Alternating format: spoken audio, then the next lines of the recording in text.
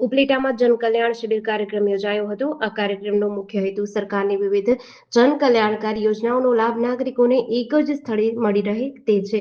ત્યારે આ કાર્યક્રમ દરમિયાન વિવિધ વિભાગોના અધિકારીઓ દ્વારા લાભાર્થીઓને માર્ગદર્શન આપ્યું હતું તેમજ યોજનાઓ અંગેની જરૂરી માહિતી આપી હતી।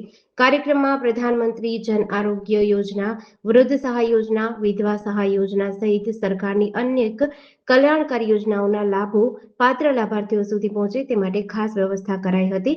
લાભાર્થીઓને જરૂરી દસ્તાવેજી પ્રક્રિયા સહાયતા પણ આપવામાં આવી હતી। શહેરના લાભાર્થીઓએ કાર્યક્રમને આવકાર્યો હતો અને સરકારની યોજનાઓનો લાભ સરળતાથી મળી રહે તેવી પહેલને બિરદાવી હતી।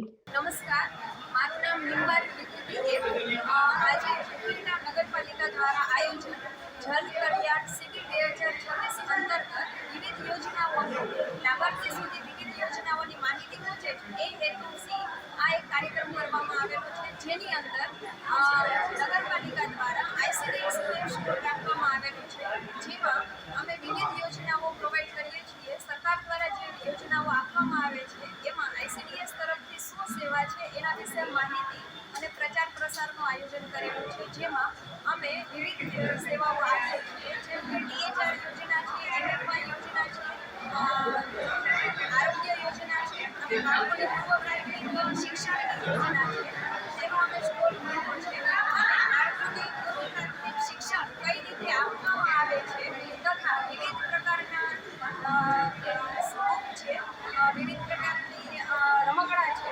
અને યુનિફોર્મ બાળકોને સરકારશ્રી દ્વારા મફતમાં આપવામાં આવે છે તેની માહિતી અને પ્રચાર પ્રસાર કરવા માટે આજે આ આયોજન થયેલું છે। ઉપલેટા નગરપાલિકા વર્ષાબેન ગજેરા, ગુજરાત સરકાર ઉપલેટા નગરપાલિકા માનનીય વડાપ્રધાનશ્રીના 12 વર્ષના સફળ કાર્યકાળ પૂર્ણ થવાના અવસરે આજે સરકારશ્રી વિવિધ કલ્યાણકારી યોજનાઓનો મહત્તમ લાભ પ્રજાજનોને લાભાર્થીઓને આપવામાં સારું જન કલ્યાણ શિબિર આજે ગોઠવેલ છે ટાઉન હોલ ખાતે।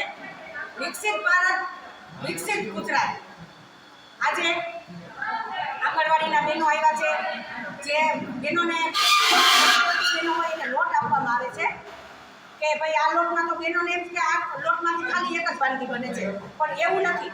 લોટમાંથી બહેનો ઢોકળા બનાવ્યા છે, પાક બનાવ્યા છે, લાડવા બને છે, થેપલા, પુડલા, પરોઠા અનેક વિવિધ વસ્તુઓ બને છે। જેવી કે એવી જ રીતે આપણે જે રાશન કાર્ડમાં બહેનોને રાશન મળે છે તો એમાં આપણે સાઇન કરવી પડતી હતી, સિક્કો અંગૂઠાનો અંગૂઠો મારવો પડતો હતો, એ પણ આજે અહીંયા અમે મૂકેલું છે કે ડિજિટલ કોમ્પ્યુટર દ્વારા એ થઈ જશે। એવી જ રીતે મેલેરિયા મચ્છર જે ચોમાસું નજીક આવી ગયું છે એના માટે પણ કે ભાઈ આ આપણે શું કાળજી રાખવી પડે, આપણા ઘરે નાના બાળકો હોય તો આપણે કઈ કાળજી રાખવી પડે, સૂર્ય તડકામાં કેટલી વાર બેસવું પડે એ પણ યોજના છે। એવી વિવિધ યોજનાઓ આજે અમે રાખેલી છે ટાઉન હોલ ખાતે અને મોદી સાહેબને શાસનને 12 વર્ષ પૂર્ણ થતા કે મોદી સાહેબનું તંદુરસ્તી સારી રહે, લાંબુ આયુષ્ય આપે એવી અમારા બહેનોની મા ખોડલના ચરણોમાં પ્રાર્થના છે। JDC ન્યૂઝ સાથે વિપુલ ધામેચા, ધોરાજી।